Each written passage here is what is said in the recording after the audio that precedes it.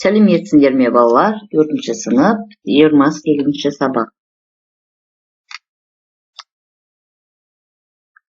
28-ші сабақта қозғалысқа берілген есептерді шығаруды үйренесіңдер. Бірінші, жолда жүру ережесін білесің бе? Есептеудің орында, сонда елді мекендегі көлік қозғалысының шекті жылдамдығын білетін боласың. Қала 158.269-ды 4-ке көбейтеміз, одан 633.016-ны азайтсақ 60 км сағатына. Ауыл 30.207-ні 9-ға көбейтіп, одан 271.823-ті азайтсақ 40 км сағатына. Екінші, 1 сағат ішінде автокөлік қандай арақашықтықты жүріп өтеді? 4 сағат ішінде ол қандай арақашықтықты жүріп өтеді?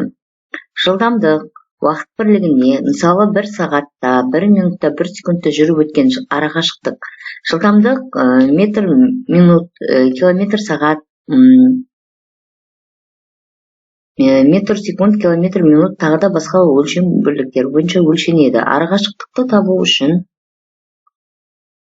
қозғалыс жылдамдығын уақытқа көбейту керек. Қозғалыс жылдамдығын табу үшін арақашықтықты уақытқа бөлу керек.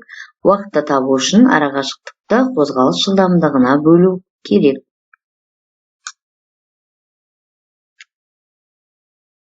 Екінші есеп P тең 50 км сағатына, T тең 1 сағат. S бізде қашықтық.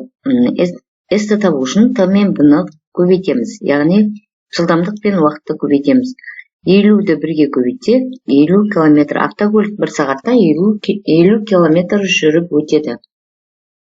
Екінші, V 50 км, T 4 сағат, қашықтық S бізде белгісіз. 50 мен 4-ті көбейтеміз, 200 км. Автокөлік 4 сағатта 200 км жүріп өтеді. Үшінші, шамаларды табу формуласын қолданып есептерді шығар. Автокөлік 4 сағат ішінде 320 км жол жүрді. Автокөлік қандай жылдамдықпен қозғалған?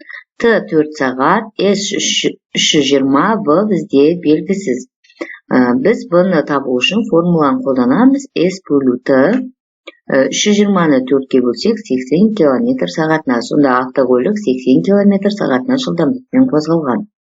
Төртінші, автокөлік 65 км сағатына жылдамдықпен қозғалды. 4 сағат ішінде автокөлік қандай арақашықтықты жүріп өтеді? V бізде 65 км, T 4 сағат, S белгісіз. S-ті табу үшін V мен 4-ті көбейтеміз. 65 пен 4-дің көбейтіндісі 260 км. Автокөлік 4 сағат ішінде 260 км жолды жүріп өтті. Осында автокөлік 90 км сағатына жылдамдықпен қозғалады. Егер дәл осындай жылдамдықпен қозғалатын болса, 360 км арақашықтықты автокөлік қанша сағат жүріп өтеді? V 90 км, S 360, уақыт белгісіз. Уақытты табу үшін S пен V-ны бөлеміз. 360-ті 90-ға бөлсек 4 сағат шығады. Сонда 360 км-ді автокөлік 4 сағатта жүріп өтеді. Төртінші есеп. Кесте бойынша есептер құрастыр және оларды шығар. Біріншісінде V тең 60 км, S 240 км, уақыт белгісіз. Уақытты табу үшін қашықтық пен жылдамдықты бөлеміз. Сонда 240 бөлу 60 тең болады 4 сағат. Екіншісінде V 82 км сағатына, T 3 сағат, жылдамдық белгісіз. Жылдамдықты табу үшін 82-ні 3-ке көбейтеміз, 246 км. Үшінші есепте T 2 сағат, S 600, V белгісіз. Біз V-ны табу үшін 600-ді бөлеміз 2-ге, 300 км сағатына. Есепте және тексер. 1607-ні 8-ге көбейтсек 12856. Тексерсек 12856-ны 8-ге бөлсек 1607.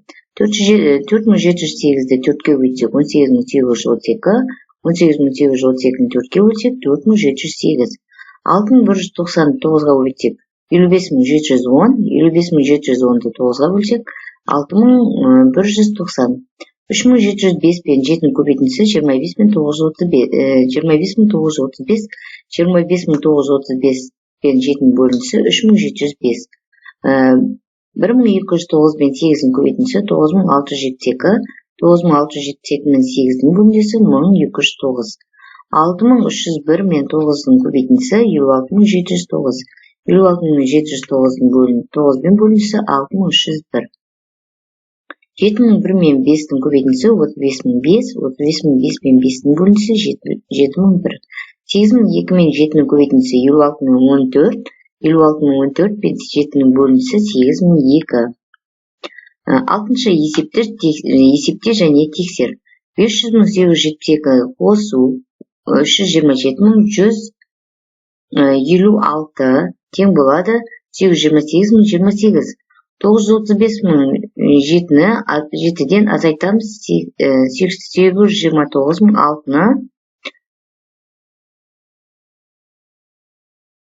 106.001.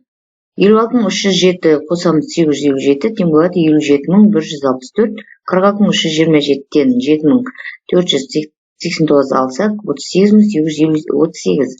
18.016-ны 2-ге бөлсек 9.008. 20.016-ны 4-ге бөлсек 5.004. 7-ші есеп есептеулердің шығару тәсілін тап. Әлияның 20 кәмпиті бар. Ол кәмпиттерді өзіне қарағанда айнада 2 кәмпит артық болатындай етіп бөлгісі келді. Әлия кәмпиттерді қалай бөлуі қажет? 14 кәмпитпен осыған ұқсас есеп құрастыр. Оны шығаруды досыңа ұсын. Барлығы 20 кәмпит. X Әлияның кәмпиттері саны, айнаның кәмпиттері теңдеу құрастырамыз. Сонда теңдеу бізде x қосу y тең 20, x қосу жақша ішінде x қосу 2 тең 20, x қосу x тең 20 азайту 2, 2x тең 18, x тең 9, y тең 9 қосу 2 тең 11. Әлия өзіне 9 кәмпит, ал айнаға 11 кәмпит беруі тиіс. Арманның 14 кәмпиті бар еді, ол кәмпиттерді өзіне қарағанда Ерболда 4 кәмпит артық болатындай етіп Ерболға бергісі келді. Арман кәмпиттерді қалай бөлуі қажет? 8. Ойлан және жауап бер. Бауыржан жаңғақ терді. Ол жаңғақты ағасына және ал қалғанын жартысын анасына берді. Өзіне 20 жаңғақ қалды. Бауыржанда қанша жаңғақ болған? Ағасына 25 жаңғақ, апасына жақша ішінде x азайту 25 бөлу 2 қалды 20. Жақша ішінде x азайту 25 бөлу 2 тең 20. x тең 25 тең 20 көбейту 2. x тең 25 тең 40. x тең 40 қосу 25, x тең 65. Бауыржанда 65 жаңғақ болған. 9. Есептерді шығар. Бүркіттің ұшу жылдамдығы секундына 30 метр. Ал 5 секунд ішінде қанша метр жерге ұшады? Әсін оқып кетейін. Ұлу 2 сағат ішінде 36 метр жерге жылжыды. Ұлудың қозғалыс жылдамдығы қандай? Б. Велосипедші 14 км сағатына жылдамдықпен 28 км жүрді. Ол осы жолды қанша уақытта жүріп өтті? Асында Б тең 30 метр секундына, Т 5 секунд, 30 бен 5-ті көбейтсек 150 метр. Бүркіт 5 секунд ішінде 150 метр жерге ұшады. Т 2 сағат, С 36 сағат, П белгісіз. 36 мен 2-ні біз бөлсек 18 метр сағатына. Ұлудың қозғалыс жылдамдығы 18 метр сағатына. П тең 14, С 28, уақыт белгісіз. 28 мен 14-ті бөлсек 2 сағат. Велосипедші 28 километрді 2 сағатта жүріп өтті. Осымен біздің сабағымыз аяқталды. Арнамызға тіркелуді ұмытпаңыз.